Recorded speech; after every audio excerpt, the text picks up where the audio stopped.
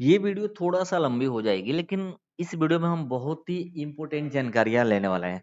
जैसे कि क्यूसी यानी कि कंट्रोल और कैलिब्रेशन के बीच में क्या डिफरेंस होता है और इनका काम क्या होता है। हम क्यों एवरीडे मशीन स्टार्ट करते हैं के बाद से सैंपल रन करने से पहले हमें क्यूसी और कैलिब्रेशन की जरूरत पड़ती है। ये पूरा वीडियो अगर आपने देख लिया ना, तो आपको किसी और वीडियो पे जाने की कोई जरूरत नहीं होगी, सारे डाउट क्लियर होने वाला है। तो हम जानते हैं कि जो कंट्रोल हमारा होता है एक्चुअली में होता क्या है, पर्पस क्या होते हैं, इसके बदले जान लेते हैं। जो कंट्रोल होता है, it is a test conduct using sample with known volume of the verified that the device providing correct and stable result. जो हमारा कंट्रोल होता है, हर लैब में कंट्रोल लगाया जाता है मशीन को टेस्ट प्रोसेस करने से पहले। तो वह होता क्या है, वो एक तरह का यूजिंग किया हुआ एक सैंपल होता है, जिसका जो वैल्यू है ना, हमें पता होता है कि एक्चुअली में इसका जो वैल्यू है ना, इतना ही आने वाला है। और उसको वेरीफाई किया जाता है डिवाइस के ऊपर कि उसकी स्टेबिलिटी कितने दिन रहने वाली है, और उस मशीन में ये वाला क्यूसी अगर हम लगाएंगे तो उसका रिजल्ट क्या आएगा। और अगर सेम रिजल्ट अगर आ जाता है या एक पर्टिकुलर क्राइटेरिया के अंदर अगर रिजल्ट अगर आता है, तो हम बोलते हैं कि हमारा क्यूसी ओके है, हमारा मशीन करेक्ट रिपोर्ट दे रहा है। इसके पर्पस क्या होता है, इंश्योरिंग द स्टेबिलिटी। जो आपकी मशीन है उसकी स्टेबिलिटी को चेक करने के लिए, इंश्योर करने के लिए हम क्यूसी का इस्तेमाल करते हैं। And accuracy of the device on A daily basis. आपकी जो मशीन है, दिन भर अगर मशीन आप चालू रखते हो, काम करते हो, शाम को ज्यादा टाइम मशीन को आप बंद कर देते हो, तो वह मशीन बंद होने के बाद जब आप स्टार्ट करते हो, तो उस अगले दिन उस मशीन की एक्यूरेसी कितनी है उसका भी पता लगाया जाता है। And if control result with are the within acceptable range, this mean the device is working as expected. यानी कि जो हम उम्मीद कर रहे थे मशीन हमारा ठीक से काम कर रहा है कि नहीं, वह यह पता लगाता है। अगर एक पर्टिकुलर रेंज के अंदर अगर ये जो क्वालिटी वाले जो सैंपल हम रन करते हैं उसका रेंज अगर आ जाता है, तो फ्रीक्वेंसी भी हम चेक करते हैं कि conduct daily on several times of a day depending on the analysis requirement of ensuring continue accuracy of the result. जो रिजल्ट है उसकी एक्यूरेसी भी ये पता करता है। जैसे कि आप देखते हो, जब आप क्यूसी रन करते हो तो उसमें एक एलजे ग्राफ आता है। उस एलजे ग्राफ में आप देखोगे एक मीन होता है, उसके बाद से 1s और 2s देखा जाता है कि जो आपकी जो क्यूसी है, यह पर डे सेम क्यूसी कितना रेंज दे रही है। तो इससे ये फ्रिक्वेंसली उसकी एक्यूरेसी का भी हम पता लगा सकते हैं। नेक्स्ट हम देखेंगे कैलिब्रेशन हमें करने की क्यों जरूरत पड़ती है। जैसे क्यूसी आपने जाना कि क्यूसी की जरूरत तब पड़ती है जब हमें मशीन की एक्यूरेसी फ्रिक्वेंटली और कंटिन्यूसली मशीन ठीक से काम कर रहा है कि नहीं, ये जानने के लिए हम मशीन में क्यूसी लगाते हैं। लेकिन कैलिब्रेशन थोड़ा सा डिफरेंस होता है। Calibration, this is the process of adjusting the device using reference material with flex value to ensure accurate measurement. होता क्या है कि आप अलग अलग तरह की उसमें रिएजेंट यूज करते हैं। हर रिएजेंट का फ्लेक्स होता है, यानी कि आप एक रिएजेंट लोगे तो उसमें 3 या 4 बोतल होगा।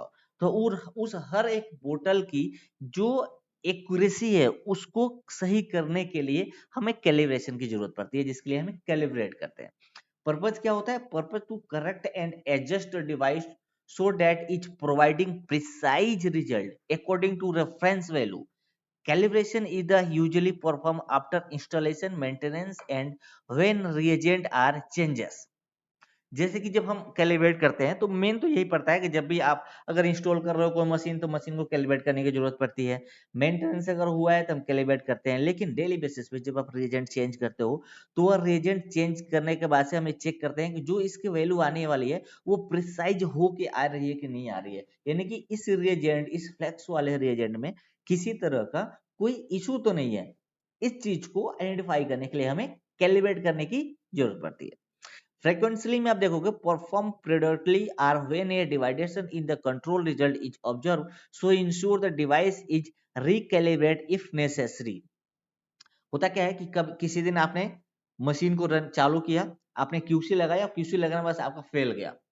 आपको पता है कि ये फेल गया है, रैंडम एरर नहीं है, तो उस कंडीशन में भी हम कैलिब्रेट करते हैं पहले मशीन को। कैलिब्रेट करके उसके जो वैल्यू होता है उसको हम एडजस्ट करते हैं, यानी कि मशीन को ना, हम मशीन के प्रिसीजन को एडजस्ट करते हैं कैलिब्रेशन के माध्यम से। और फिर हमको क्यूसी लगाने की जरूरत पड़ती है। फिर हम क्यूसी लगाते हैं तो हमारा क्यूसी पास हो जाता है। तो ये फ्रिक्वेंटली को भी चेक करने के लिए हमें कैलिब्रेशन की जरूरत पड़ती है। Why are control and calibration necessary before the adaptive analysis?